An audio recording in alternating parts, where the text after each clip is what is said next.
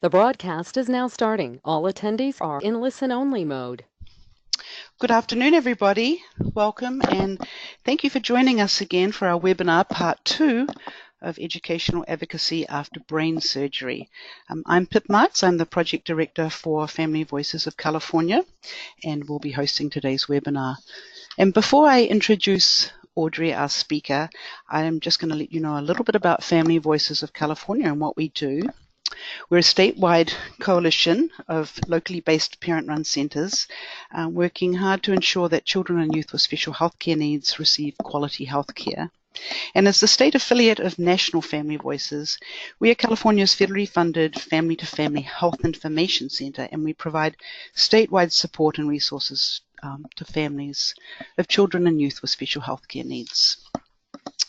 These webinars serve as statewide and, as in today's case, nationwide trainings on various health topics, and they're geared towards very diverse groups of families, professionals, parent-to-parent, staff, advocates, etc. And about today's platform GoToWebinar, if you have any technical difficulties, please call the number on the screen that you're seeing now. And due to feedback issues, we have everybody on mute from our end. Throughout the webinar, there's going to be a time for Q&A, so please just type your questions at any time in the little box on your right-hand menu, and Audrey will be stopping periodically to address your questions. And there may be time at the end as well. So today's presentation is being recorded and will be archived, posted on our Family Voices California website, along with Audrey's slides. And this is part 2, and so part 1's webinar that Audrey did last week is already up there on the website. And then afterwards, after the webinar, you will be emailed a very short evaluation survey, and we would really appreciate it if you take the time to give us your feedback. It's truly invaluable to us. So now it's my pleasure to introduce Audrey Vernick.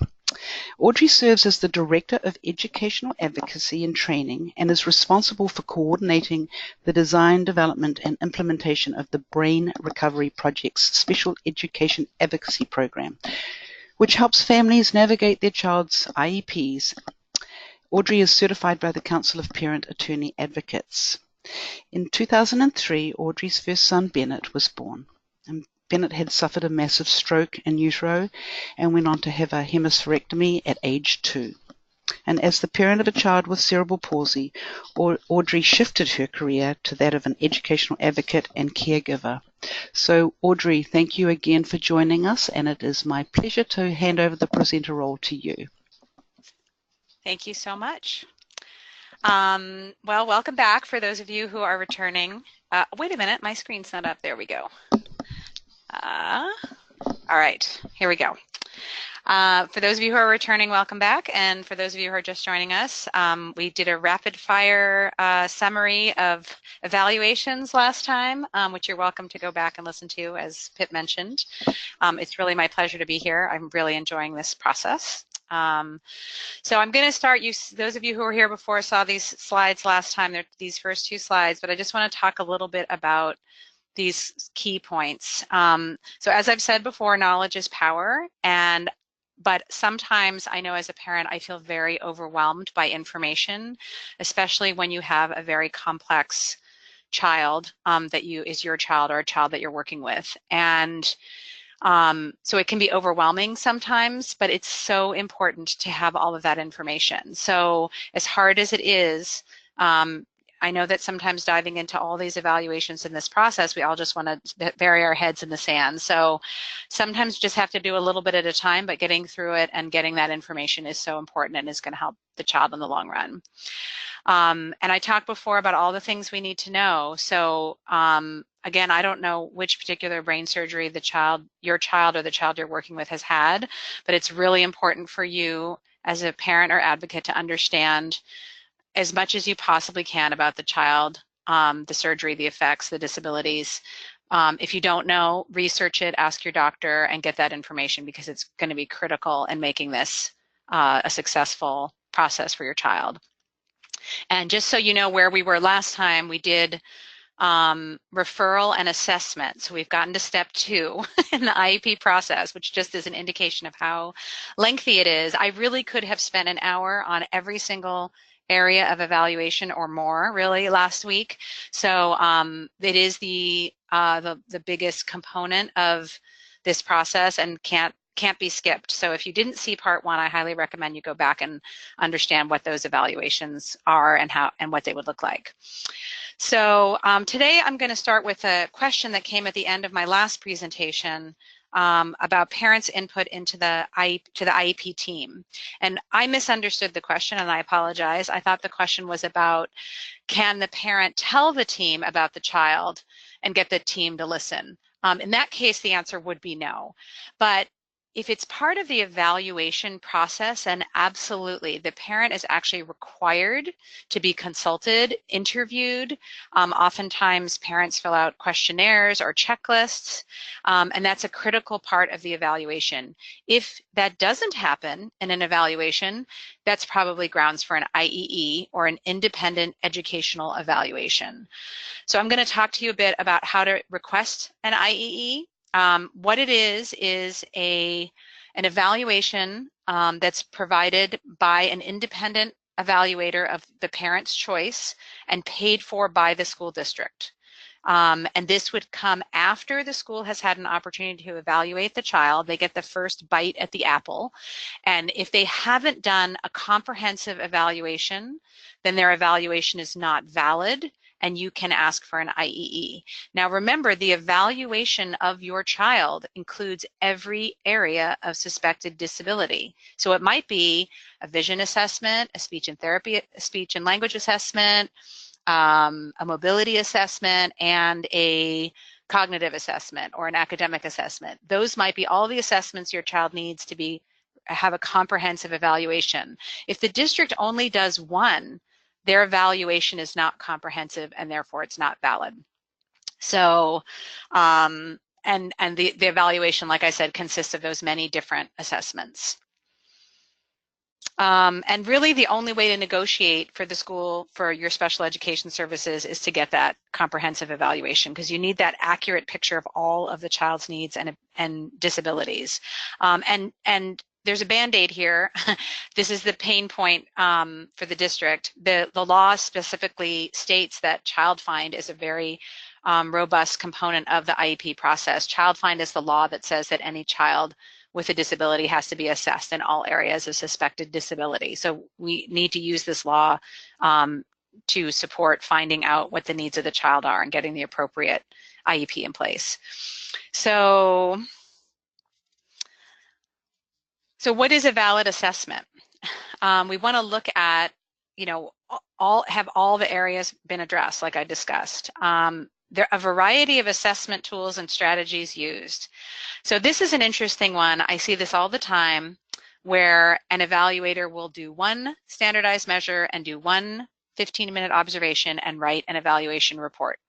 And if I asked you to raise your hands, I'll bet you'd all raise your hands and say you've seen a report like this. That's not a valid assessment. There has to be more than one assessment tool for each area of suspected disability. So that means if your child has a suspected receptive language disability, there need to be 2 measures of receptive language on that speech and language eval. If your child has a expressive language disability, there need to be 2 measures of expressive language on that evaluation. So the speech and language evaluation may assess many different areas of deficit, but if there's a specific, especially if it's the area you're targeting, like I know my child can understand everything that I'm saying to him, but he can't respond. So that's your receptive language issue. So then the evaluator really needs to be looking at a variety of ways to measure that particular deficit. We want information on functional, developmental, and academic. So I think oftentimes with IEPs, we think about academics because it's in school, but the law states that it is academic and functional, and then for the purposes of evaluation, developmental. We want to know what's the age equivalent, what's the grade level, that sort of thing. So we have some place to place the child developmentally. Trained and knowledgeable personnel, I could spend many hours talking about this, but if you are getting an assessment for a child, it would be good to review the state guidelines for that type of evaluation, so you know what is a trained and knowledgeable person to do this type of evaluation. There's a great document in California that's about PT and OT evaluations that you can find, I think, on the California Department of Education website. That's just an example. But if you can't find it through the State Department, you could find it through the professional organization that would oversee that area of specialty. So for example, a speech evaluator is under the guise of ASHA, the American Speech and Hearing Association, and they have their own professional requirements for their members per se. So if you were to look there, you might get some information about evaluations and what the evaluator would need to be, what their qualifications would need to be. And then obviously technically sound instruments. They can't make up a test. They can't use part of a test. They have to follow it based on the way the test was written. So all of these things, if any of these don't happen, then you have your IEE, right? So like, let's say they did a measure that is supposed to be done in 2 hours in one sitting, and instead they did it over 15 sessions for 10 minutes apiece, because that's what worked for the psychologist schedule. Well, they've just invalidated the assessment. So you want to really know how the assessment is supposed to be done. I'm not going to go through each one again like I did last time, but you can find, there are resources that you can find to tell you what that needs to consist of. And then you want to address the content of the child's IEP. So if you are asking specific questions that aren't being answered by the evaluation, then it's not comprehensive and it's not valid.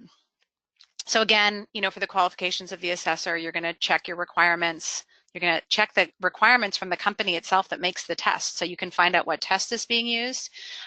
This is why I like to receive evaluation reports ahead of meetings, because I want to know exactly what measures were used, so I can look them up before I show up to the meeting and say, well, this measure, it was supposed to be done this way. Is that how you did it? Or tell me a little bit about how this assessment was done, and if it's outside the parameters of the testing requirements from the company that makes the assessment, that I know that would be a reason for an IE. And then again, I said check those ethical rules of the professional organization.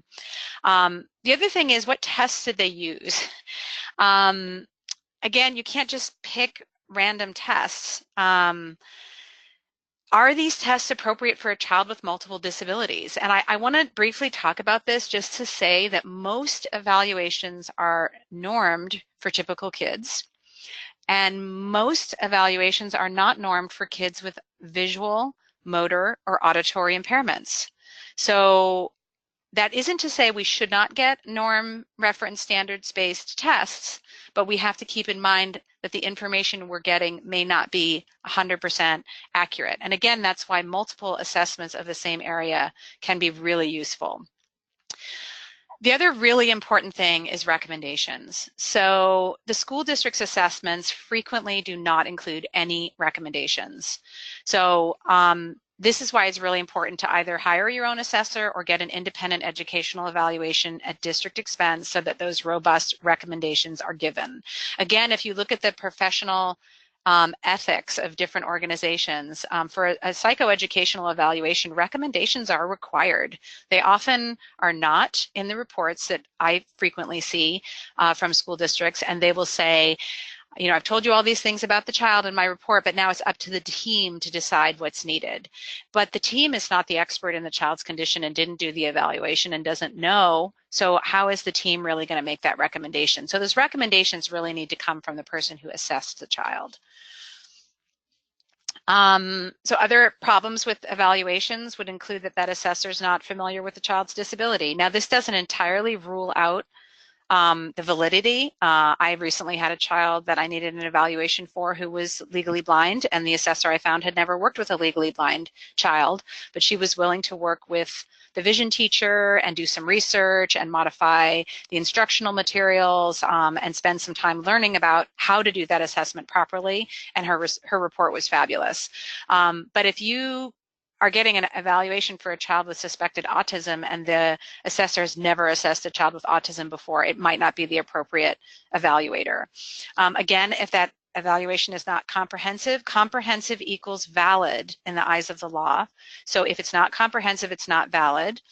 there's not enough assessments. Like I said, they didn't do use a variety of measures, or they're incomplete, like the child didn't finish. I see this often in school district reports as well. We tried this assessment, we couldn't finish it. The child was tired, or she had a stomach ache, or whatever. We couldn't finish. But they still finished their report, bring it to the IEP meeting, and present it as a valid report. That's not a valid report. So that would immediately trigger a new evaluation. So at that point, you could just ask the evaluator, okay, you weren't able to do this. Would you like to, reevaluate? Are you going to come back another time? Because clearly you weren't able to complete this assessment.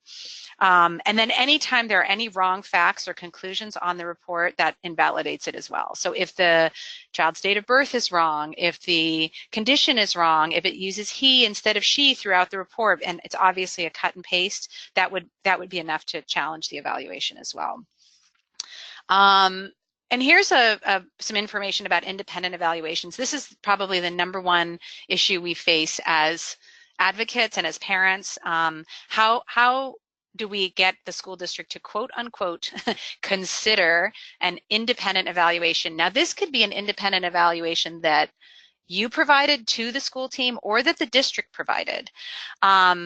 So the law says that these evaluations must be considered. Now, the reality is how is that interpreted and what are you going to do about it if they don't properly consider it? To consider it, in my opinion, they incorporate the findings of the assessment. They include summary information in the IEP itself and not just attach the draft. And then they implement the recommendations of the assessor. So any less than that is not, in my opinion, completely considering the independent evaluation. And as you can see, federal law and California Ed Code at the bottom of this slide does say that these evaluations must be considered. So again, it's that word considered. How would that be interpreted? And that's always where it gets sticky. All right, so I'm going to jump into step 3. I'm going to pause for a second and ask Pip if there are any questions at this point that I need to answer. Yeah, sure. Thanks, Audrey. You may have answered this. Can you hear me? Absolutely, yes. I'm sorry. You may have answered this in that last slide. There was a question about private therapy testing, how it can be added to IEPs, and what if the school doesn't do the testing, but maybe that's through the independent evaluation must be considered. Can you? That's a great question, and it's so important as well. So let me just tell you that there's a big difference between a discharge report or an OT summary and an evaluation. So remember, we just talked about all the components of a proper evaluation. It has to use a variety of assessment tools. There have to be standardized measured use. There have to be observations. There has to be parent interview. If your OT or PT just wrote a letter or like a summary report about your child and it's not valid, you're going to have a much harder time getting the school to accept that report.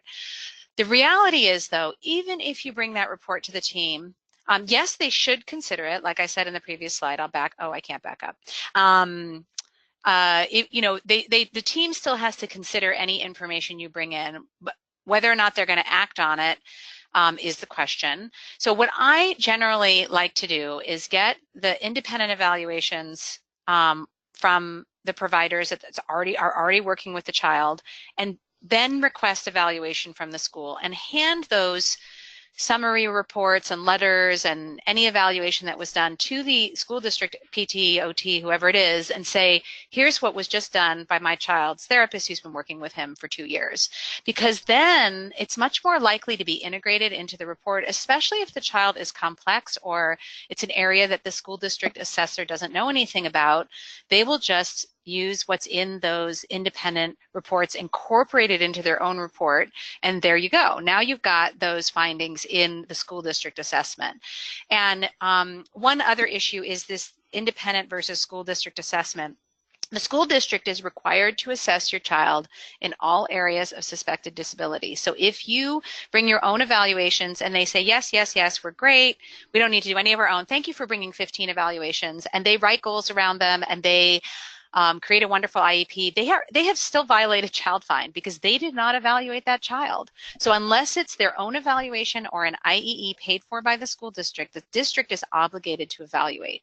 So I really think in that case, the best thing to do is to bring your evaluation to the team, request an evaluation, and ask that they consider the data from your outside evaluations in their own evaluation. Okay, that's a good follow-up question's just come in. Do parents have to share outside evaluations with the school? Yeah, that's a very good question too. No, you don't. But again, remember my first slide about knowledge is power. So I work with many families that don't want the school district to know IQ. That's a big one, right? They don't want the school district to know how impaired their child is. My feeling is that the district needs to know, the team that is working with your child needs to understand their disability in order to properly support them. So that's a very personal choice, and parents should really make up their own mind about which evaluations they want to share. But I think it's beneficial to share as much as you feel comfortable sharing. However, you are not obligated in any way to share any information from an outside evaluator. The only exception would be medical information that you want included in the IEP. So if your child has a vision impairment and you're requesting a vision evaluation, the vision teacher will need to see a report from the optometrist or developmental optometrist about their acuity, for example. Or if your child you want to develop an individualized healthcare plan for the child, you will need a letter from the doctor stating the diagnoses, for example, or what the seizure protocol would be, that sort of thing. So medical letters are sometimes required, but you can get an evaluation. You don't need to share it with the school. Okay, thanks. And just one more question. Do you recommend an evaluation after every surgery? Absolutely, and I'm going to talk about that at the end, so I will come back to that. If I forget, will you remind me, Pip? Yes. But I have a place where I intended to talk about it, so hopefully I will remember when I get there. Okay, so next step is identification. So I want to talk about the difference between a disability and an eligibility in the law. Your child can have a disability and not be eligible for an IEP or special education services. So eligibility is a disability that impacts the child's ability to access their curriculum. So if your child has, let's say your child has ADHD, and you think the child is entitled to an IEP, but the school team and the teachers and everyone who works with the child feels that at school with maybe a few accommodations, the child is fine, is completing their work, and really the issues are at home because the kid won't do their homework and fights with you every night. In the eyes of the school, they don't see the problem, and they don't necessarily need to provide an IEP to that child. So it has to go together that the disability impacts their ability to function in a school setting. I, of course, would argue that functionally that child is impaired, because if you can't do homework, that's a huge barrier to accessing education. I'm just using that as an example. So the categories of disability, these are all listed in the federal guidelines you can find online. But I wanted to talk a little bit about the different categories that get used the most, and how they get used and how people feel about them, I guess. So oftentimes with a brain injury, people would think they would automatically go to traumatic brain injury. This varies state by state. In some states, a brain surgery is not considered a traumatic brain injury because it's not an external injury by blunt force, that sort of thing. And also many kids who end up having brain surgery have a pre-existing, like something that they were born with that led to the need for the brain surgery. So once you have that, it's no longer a TBI. It would still be an acquired brain injury, but it doesn't fall under the federal definition in IDA of a traumatic brain injury yet. That is something I would like to advocate for and change, but we're not there yet. Sometimes we see multiple disabilities come up. The thing about multiple disabilities can really lower the bar, the expectations for the team. It's generally used for kids that are really, really impaired in more than one area. So blind and unable to walk, or you get the idea. So there are cases where you would want to push for that. Personally, I really don't want to lower expectations. And on that, intellectual disability is a really tough one. for a lot of families, especially when they have those borderline IQ scores. Do they want intellectual disability listed as their eligibility category? And again, that's a very personal decision. If your child is struggling with reading and is not being provided an appropriate reading intervention and they have a lower IQ, if you own up to that and get that in the IEP, you could then push for an evidence-based intervention for children with lower IQs or for children with ID, which is different than the type of reading intervention you might get for a child who doesn't have that diagnosis. So again, you want to choose what works the best for what you're trying to advocate for the child and what's the most appropriate. You can have more than one area of disability eligibility category, listed on the IEP. Oftentimes teams will say, no, we can only have one, or there's only room for two. I've seen IEPs with 6, 8 categories of disability listed on the IEP. There are some that are low incidence, which come with more funding for the school that can be helpful. Visual impairment is one. So that's my son's primary eligibility was always visual impairment so that they could get that low incidence funding tied to it, but he's also got orthopedic impairment, specific learning disability, and other health impairment. And other health impairment is also one of those all-encompassing eligibility categories that can be somewhat meaningless because you can have ADHD or half a brain and be OH high. So again, you really want to, this is a thoughtful conversation with the team. The really important thing to remember is that it doesn't matter what category is listed on the IEP. Once you are eligible for an IEP, the team is required to address all areas of need. So let's say your child is listed with a specific learning disability, but then it turns out that the child might have a hearing loss. Are they required to address the hearing loss? Absolutely, even if the eligibility category has not been updated on the IEP yet. So that's a really important point as well. So, all right, so now we're going to develop the IEP. So it's many people on this call probably understand the process. This is about after the child is found eligible under one of those categories and that it impacts their ability to access their education. They have to hold a meeting within 30 days. This IEP document is going to describe the educational program that's designed to meet the child's individual needs. And every child who receives special education must have an IEP. This is another thing I've seen where a child is offered resource or pull-out instruction, but the parent is told the child doesn't need an IEP. If the child is receiving special education, they have to have an IEP.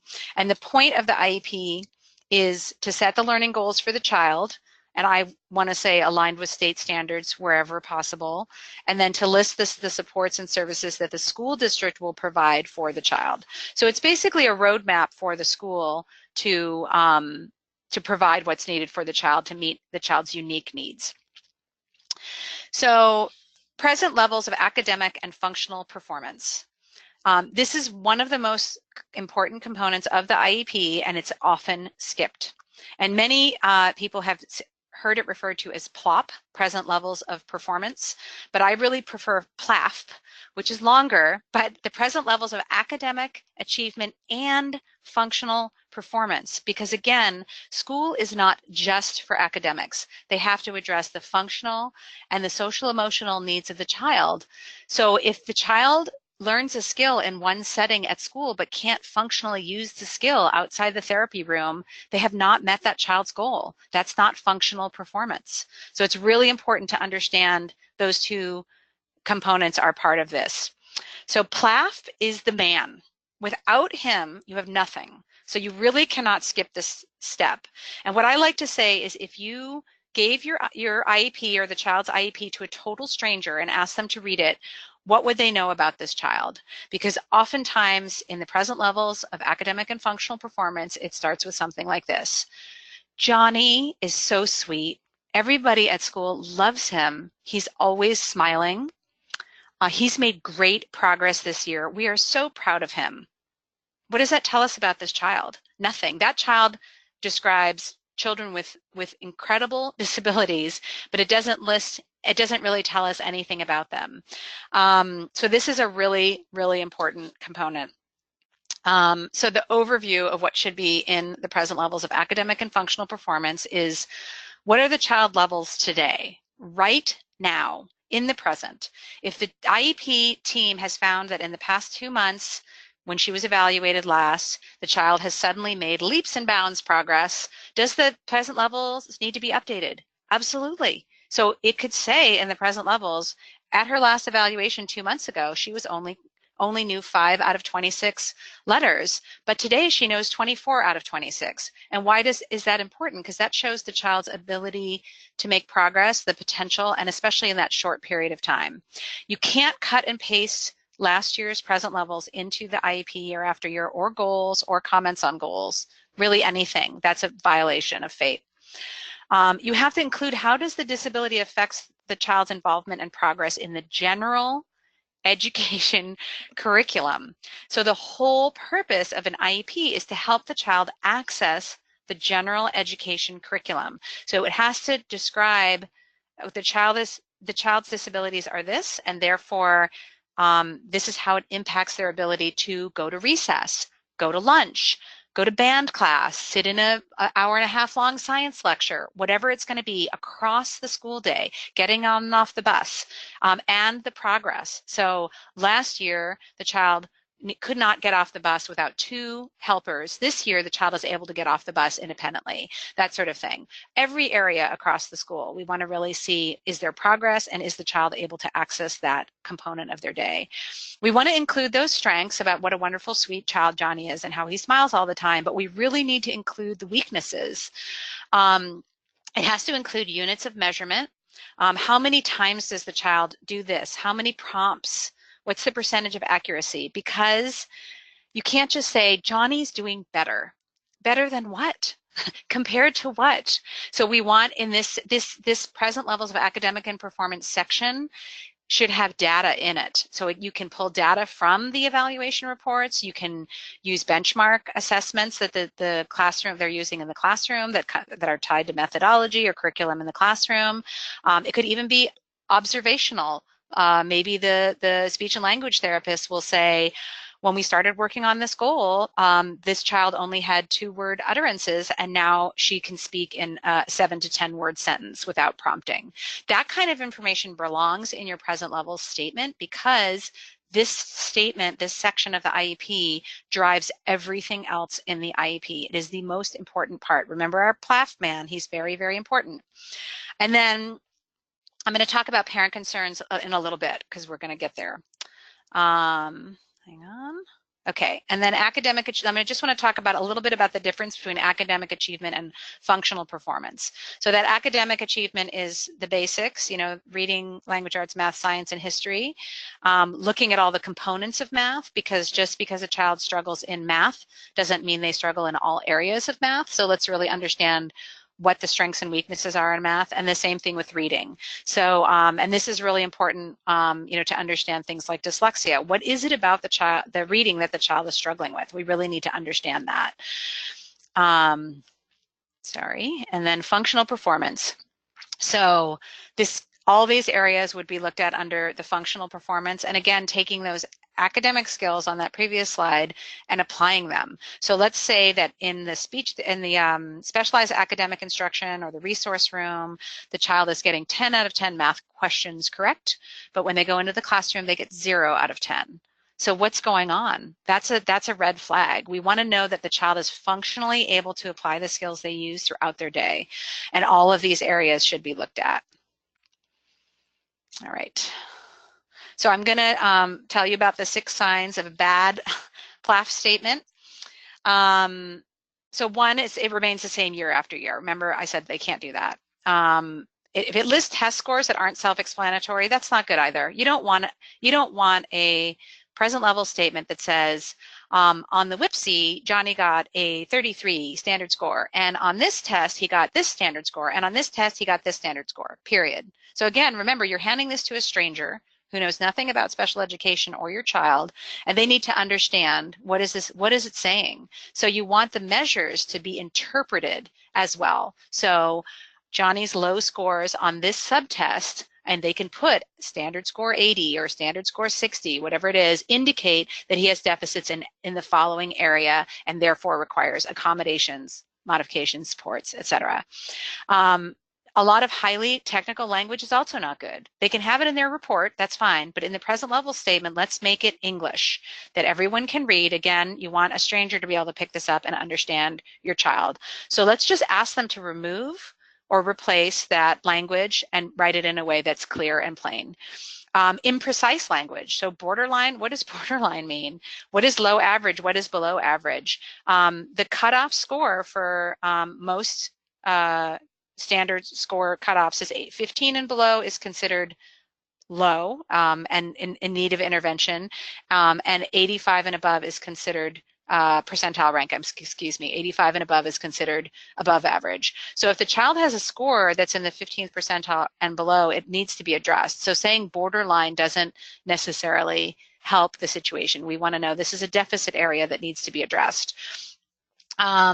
The terms and references interpreted without the use of test manuals, I've just talked about that, or vague terms. The student has a sense of humor, likes to help the teacher, enjoys his peers. You can put that in there at the beginning under the statement of strengths, but there also needs to be more, there needs to be a lot more than that. It can't just be vague, subjective terminology. Let me back up here. I'm going to stop for a sec and just see if there's any questions before I continue. Yes. Audrey, can a district place a child in a special day class or a more restrictive environment because of seizures? That is, if the child is academically and socially able to thrive in a general educational full inclusion class? Absolutely not. Nope. Okay. That's a great question too, and I deal with this a lot. So let's say this child has a seizure every hour and needs a full-time nurse and maybe is on a ketogenic diet and needs a special diet, but after the child's recovered from the seizure can return to baseline within a few minutes and can resume academic classroom activities and is making progress in the curriculum. There's absolutely no reason why the child can't be included. Districts like to offer to families what they have that is convenient. So it is more convenient for the district to place a child with epilepsy in a special day class that has a smaller number of students and more staffing so that those issues can be addressed. But there's nothing that says that the child should not be included in the general education classroom unless the team and the parent is part of the team and those evaluations become part of your decision-making process, unless the team agrees that that placement is appropriate. And if it's only appropriate because the district doesn't have a nurse or doesn't have staff to support that child in the gen ed classroom, that's too bad. That's what the child is entitled to. It's called the least restrictive environment. It's a component of the law, and absolutely, they should be educated with their peers to the fullest extent possible with their academic peers. Absolutely. I'm going to talk a little bit more about this later as well. Okay, that's great. No more questions at this point. Okay. All right. So now I want to go on to the parental concerns letter. This is another one. I know I keep saying this is the most important part. This is the third most important part, maybe the second. So we've got the evaluations are definitely number one. This might be number two, and this goes with the PLAF man, our Atlas guy holding this all up. This should go in the present levels of academic and functional performance. Most IEPs have a section that says something like concerns of parent relevant to the educational process or to the child's educational progress. 95% of the time, that section of the IEP is blank, and it should never, ever, ever, ever be blank. And if there is no section like that on your IEP, don't worry. You can just draft a letter of parent concerns, submit it before the IEP meeting, right at the top. I request that this be part of my child's educational file. When you sign the IEP, you can sign and say signature not valid without the attached letter of parent concerns. And then they have to address every concern that is listed in the IEP. So they have to act on it. And I didn't know this until a few years ago. It's a very powerful tool. So I talked before in the last presentation and a little bit at the beginning about how the parent really doesn't have a lot of say in the IEP. This is the one place where you have a voice If you're advocating for a family and helping them develop their IEP, help the parent write this letter. This is a really important piece. So you might write about things or think about things that the team isn't addressing because they haven't thought about them. For example, let's say the child has cerebral palsy and has to be transported an hour plus each way every day to and from school. That's a concern for many parents. What about tightness? Is there a stretching protocol? What can we do to remediate that long sitting? So that would be something that would have to be addressed in the IEP. How are they going to address that? Are they going to stop periodically throughout the ride and let the child do a stretch break? Are they going to, as soon as the child arrives at school, do a stretching protocol with the child, that sort of thing? So you get the idea. I could spend an hour plus on this, but just know that it's a really important part. If you search online, you can find a lot of resources about the parental concerns letter. So goals. There is no way I'm going to be able to address all of the issues regarding goals, but like I said before, our PLAF man, the guy that's holding up this IEP, that's where all the goals are derived from. So that's why we want that section to be robust, including those parent concerns. So we can't be afraid of the can'ts, what the child can't do. But the other thing to remember is not every can't has to be a goal. So you really need to focus on what's the most important things that the child can't do in goal development. Some things that you can use to kind of help you develop goals, like what is a good goal? I know a lot of people have heard the acronym of SMART goals: specific, measurable, achievable, realistic, and time specific. That's a great acronym. This is another IEP goal formula that I like. Another advocate I work with insists that every IEP goal should have the word given in it and describe what accommodations are used directly in the goal. So given a assistive technology, a device to aid with expressive language, the child will compose a 3-sentence paragraph with correct punctuation, capitalization, and spelling based on grade level curriculum, etc. That given is like, what's the tool that's needed for the child to be able to do that, to make the goal achievable. There's a couple of apps that I really like. These are on my phone and I open them all the time. One is just called IEP Goals and Objectives, and then the other is the Common Core Standards. I believe they're both free. They were when I got them. And it's great when you're in an IEP meeting and you're trying to tie your IEP goal to the Common Core state standard for that grade level, and no one on the team seems to know what that looks like. You can just pull it up and say, well, look, it says that by the end of kindergarten, my child should know all of the letter sounds and all 44 of the phonemes. But she only knows 5 and it's the middle of the year. So maybe we should, what are we going to need to do about that? So this is to help you. You don't write goals that are directly written from Common Core, but they need to be reaching that standard. And again, I could spend an entire presentation just on this. Progress monitoring. This is a really important thing that often slips by the wayside as well, because by the time we get to this part of the IEP, it's done, it's signed, okay, great, you show up at class. All you want to know is that your child made friends, that they're making some progress, the teacher's happy, you're not getting phone calls home every day. But if you don't know what's going on in the classroom with your child academically on a regular basis, you are not going to understand your child's progress. So you want to ask for data and work samples to support the academic goals and progress. This accountability is a very important part of an IEP. And all the academic goals and progress updates should be based on the assessments and the data collection that was described in the IEP. You want to compare the grade level assessments, the work samples, the data collection charts, the Common Core standards to get a sense of your child's progress and the alignment to the proposed goals. You have a right to see all of the data collected about your child. So if your child is using a specific program or methodology, it might have its own benchmarking system. You're entitled to see that. Sometimes schools will say, well, that's copyrighted. We can't share that with you. The data is not. The materials might be copyrighted, but you have a right to see the findings that they're seeing ongoing. And I would request to meet with the child's case manager every 8 weeks to review the child's progress if needed.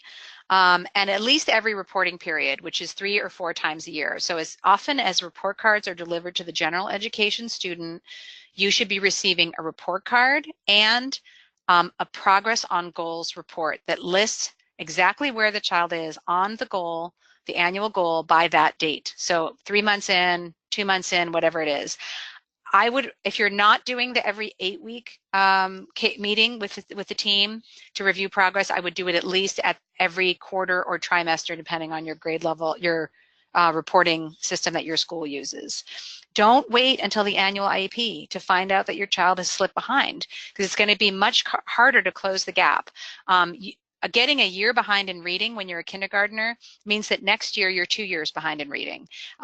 You really want to be monitoring all along and really seeing. Now, it doesn't mean that in 8 weeks there should always be incredible progress, and kids do developmentally go in fits and starts, and they might have bursts of success that are unexpected or even expected.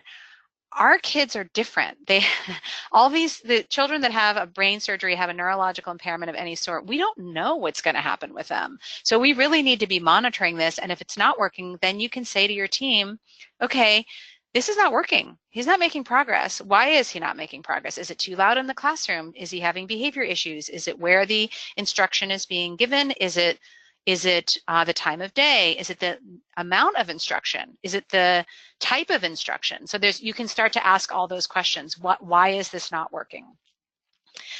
Supplementary aids and services are provided in a regular education class or any other education-related setting, which would include a resource class, extracurricular, or even a non-academic setting. This is to help the child with a disability be educated with their non-disabled peers. And it might be things like preferential seating or a communication device or one-to-one aid. And this also includes changes to the program and then the supports for the school personnel. And this is where your training for the team goes. So what supports does the team need to understand the child, the disability, the methodology that's being used, the supports that are in place? That belongs in this section. And if it's not written in the IEP, it's not going to happen. And the goal for the supplementary aids and services is to increase the child's access to learning and his or her participation in regular school activities. Related services, again, there's no way that I can cover all the related services, but these are to help the child meet the goals. So these are the related services. I believe this is what's listed in IDEA. If your child needs a service that's not on this list, but they cannot access their curriculum without it, can you still get it? Yes, because it's what's needed for the child to access the curriculum. I have a student that is homebound and attends school via a robot. So the robot is in the classroom with the students, and the child is at home, and the child logs into the classroom for a couple hours a day. The students interact with the child via the robot. That's not on this list, but that's what the child needs to access their curriculum. So you have to think about really specifically what the child's needs are. And I just want to make one point here as well about school-based versus private therapies. Oftentimes schools will say, oh, the child receives OT outside of school, we don't have to provide it here. That's not true. So if your child has a need in the school setting and a need for something else, and you are obtaining private therapy and the child still has a need in the school setting, or you want to stop doing private therapy, the school is obligated to provide that service. You can receive any service concurrently within the school and privately if it's what the child needs. So accommodations, I'm going to talk a little bit here about the difference between accommodations and modifications. So accommodations do not lower expectations. This includes things like extended time for response, extended response time, extended time for classwork, extended time for tasks, breaks throughout the day, preferential scheduling if the child is more fatigued in the morning and needs to have work in the afternoon, that sort of thing. An accommodation could be the setting, like a setting that might reduce distractions, special equipment that might be necessary, presentation, so large print text, books on audiobooks, visual cues, a human reader, that sort of thing. And then response, a scribe, a graphic organizer, a calculator, an electronic note taker, speech to text equipment. So these accommodations don't change the curriculum, they just provide the access to the curriculum by accommodating the needs. Oh shoot, I should have skipped to the next slide because there they all are, I apologize. But modifications do lower expectations. So modifications are going to increase the gap between the achievement of the student with disabilities and the expectations of proficiency. So what this means is that the course materials are modified, not accommodated, to a lower level year after year, and the gap will widen between the modified work and the on-grade level work. And one thing here to note is that oftentimes there are children that are in a special day class who are getting all A's, but their curriculum is not aligned with the Common Core standards for their state. So what does that mean? It means they will not be prepared for high school. At freshman year of high school, you have to start earning credits to graduate. And if you can't earn those credits, you will not earn an appropriate diploma without making up those credits or spending extended time in school. So you want to be thinking about what track is your child on. Each state has different language for it. I have a client in another state who was told the other day that every child in our district graduates with a diploma. Of course your child's going to get a diploma. She's 6. So they're also telling her, why are you worrying about this now? She's got so much time. Well, that's not true. So yes, every child may graduate with a diploma. Some diplomas are just a certificate of completion. It's just your butt was in the seat every day. Thank you for coming. Have a great life.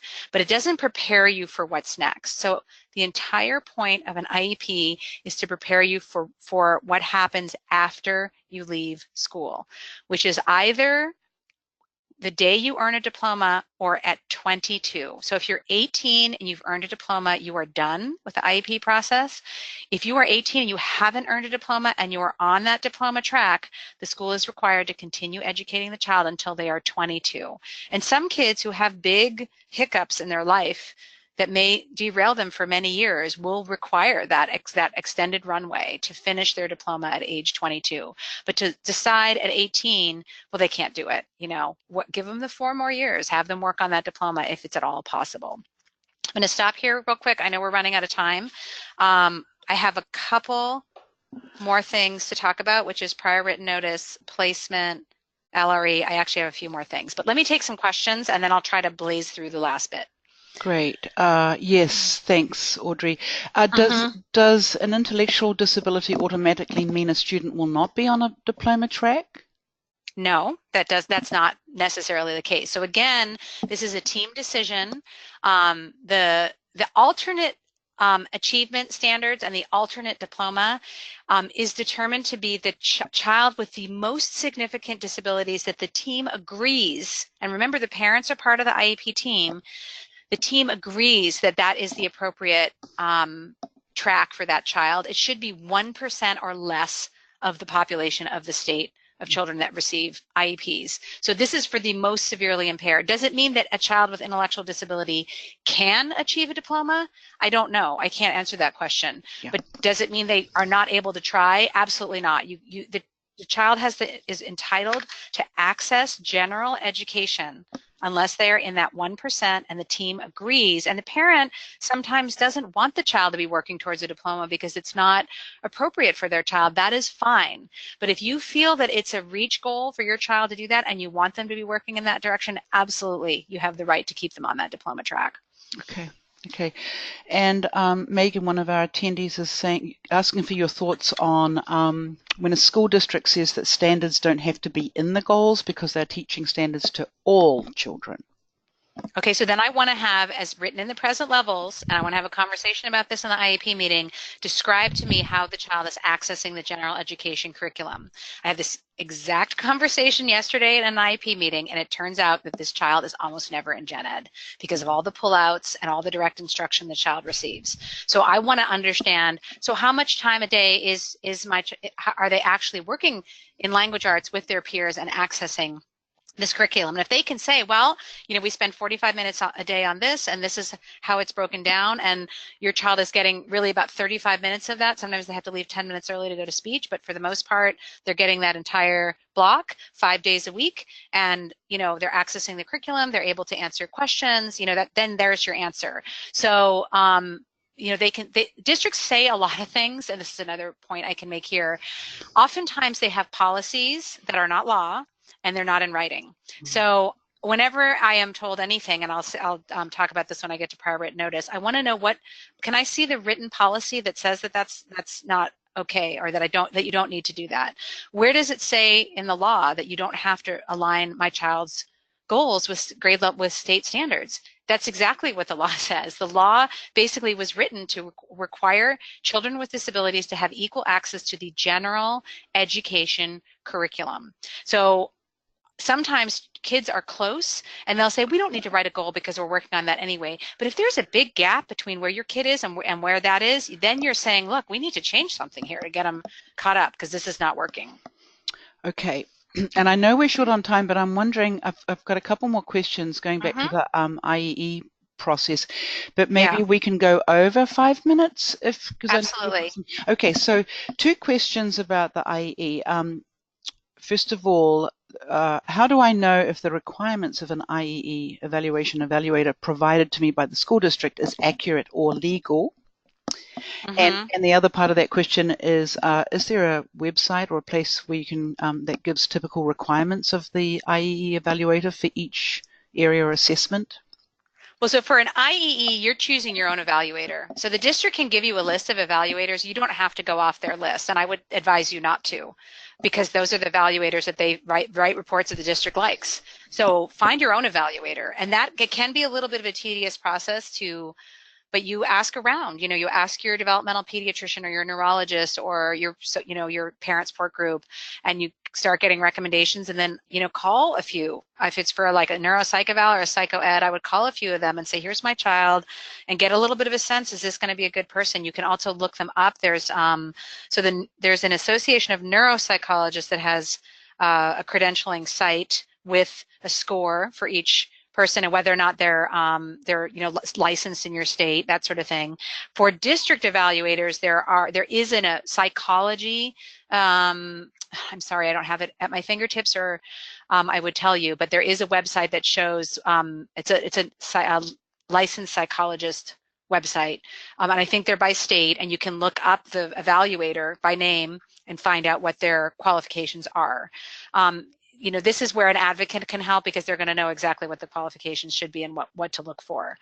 So, and then back to that question, Audrey, about knowing whether that evaluation is accurate or legal. You're saying that they are qualified. Well, now remember, if it's not comprehensive, it's not valid. If the evaluator isn't credentialed, it's not valid. If you suspect anything, I mean, it's one of those where you can bring it to the school and say, the evaluator wasn't qualified to evaluate the child or whatnot, or you can run it by someone, a fellow advocate. I mean, it's really hard. This is really a question of advocacy and having someone who knows what they're looking at and helping you interpret it. I mean, you have to reject it. If the evaluation doesn't describe your child and it's not comprehensive, it's not valid. If you don't read the report and say, yeah, this is pretty spot on, and it doesn't have recommendations, I mean, all the things I listed, then you say, I request an IEE. Okay. And we have a template letter to request an IEE on the Brain Recovery Project website. If you search under, I think it's under parents and letters, just to give you an idea of what that would look like and what you would be requesting in that independent educational evaluation. Great. So that's great. We'll move on. And if you've got another 5 minutes or so, that would be yeah. Thank you. Happy to stay on for 5 more minutes, and I'm sorry for those of you who need to leave right at 1 that I'm going to go over a little. So frequency, duration, and location. All I need to say about this is these need to be listed. They can't just say the adaptive PE teacher will work with the child, period. Okay, when, how often, and where has to be listed for every service that's in the IEP. So here's another very important tool. When the school says no, what do? So anytime the school says no, so you're sitting in your IEP meeting, you've gone over the private evaluation you've gotten, you've talked about, you're starting to go through the recommendations. You stop at every single recommendation and say, okay, so this provider is recommending, this expert in my child's condition is recommending that this child receive 90 minutes a day of evidence-based multisensory instruction and reading. Is that something the district is willing to offer? And then you just sit quietly and wait. If they say no, you can say, well, I expect that to be in prior written notice. And prior written notice, this is another thing you can look up online. There's components of it that have to be filled out, if you will. Some parents even bring a little checklist with them to meetings and have them do it right there in the moment on every single thing. I think that can be a little time consuming, but they have to describe what it is they're refusing, and they have to explain why. They have to give a basis for their refusal, and they also have to say what they're basing that on. So what assessments of their own, or what considerations did they use to make the decision to say no? And they have to deliver this prior written notice within a reasonable time. Anytime they want to initiate or change the identification, evaluation, or placement of the child, which means that any change of placement would be any transition from preschool to kinder to elementary, etc. You should be getting prior written notice on the change of placement. Even if it's not a no, when it's a yes, you are entitled to receive prior written notice. And it has to include the description of the action, the explanation, their basis, the procedural protections to the parent, sources for assistance, and all of the other options that were considered. So they can't just say, we decided not to do this. They have to say, we decided not to do this because instead we're looking at this, and this. So if it's missing any of those pieces, then that's another procedural violation. Placement. So placement comes last. Most parents come to me with IEP questions, and they're almost always about placement first. Placement really should be the last decision that is made in the IEP process, because you need those robust evaluations, the robust present levels, all of the goals written, a really thorough understanding of all of those supplementary aids and services that are going to be needed before you even can talk about placement. Because what if the needs are so great that there's no way you get to this point and they're like, okay, well, this school's just not going to work, the school that you're considering. So you want to save this until the end. And they have to consider the continuum of services, which is here on this pyramid, which goes from least restrictive to most restrictive on this slide. Here we have it the opposite way. And I will say that you want to move towards restrictive only as far as necessary and get back to the least restrictive environment as feasible as quickly as possible. And the IEP has to include an explanation of how much of the school day will the child be educated separately from children without disabilities, or not participate in extracurricular or non-academic activities such as lunch or clubs or recess or after school. And I want to also argue that they need to say why. So why is the child being removed from those settings? Review at least once a year, but you can review any time you want to. So you're entitled to call an IEP at any time. The district has 30 days to comply. So you could call an IEP every month if you feel that the IEP needs to be reviewed in any way. Reevaluate at least every 3 years, but I would say more often if warranted or requested. So this question was asked earlier. If your child has had additional brain surgeries or major medical interventions or setbacks, it's time to reevaluate. Some states even require more frequent evaluations for the quote-unquote most severely impaired children or children with intellectual disability. So you can check with your state Department of Education on that. Oftentimes with reevaluation, teams will decide to review existing data rather than reevaluate, but parents are part of that IEP team, and the discussion must occur before the deadline for the triennial reassessment, if that's going to take place. So there are some evaluations that maybe you don't want to put your child through again because you know it's not going to tell you anything new. You can choose as a team to just look at the existing data on that, but the team cannot unilaterally, arbitrarily decide that they're not going to evaluate their child, that they have enough data that they don't need to evaluate. Parent participation. Anytime a decision is made without the parent, it's a lack of parent participation, which is a fundamental IEP violation. So this includes, you wrote your statement of parent concerns and they didn't consider it anywhere in the IEP. They won't schedule a meeting at a mutually convenient time, that sort of thing. So you need to really be checking. Parent participation is a very strong component of the law. Okay, we're at the end. Keep it simple. I've said this before, you have to really prioritize what are the most important things, both for you, for the school, and for your child. You don't want to have 50,000 things that your kid needs to accomplish this year. So yes, you want them evaluated in all areas, but really prioritize every year. What is it that we really need to be working on right now? And it's going to change from year to year, and it should. That's it. So Wow. I am happy to stay and answer questions if you have more questions. I'm sorry I got a little rushed there at the end. I skipped a bit, but hopefully you got the gist. We should probably think about doing a part 3. Oh, that would be great. Wow, so much information. There is a really great question here, Audrey, from Anne, regarding related services. If a school nurse must give certain seizure medications, but the child's placement is not at the school where the school nurse is located, can the district insist on the child being moved to that school where the nurse is located, even if the site is not the most appropriate placement for the delivery of the child's needed education program? This is a tough one. My first reaction as an advocate is to say no.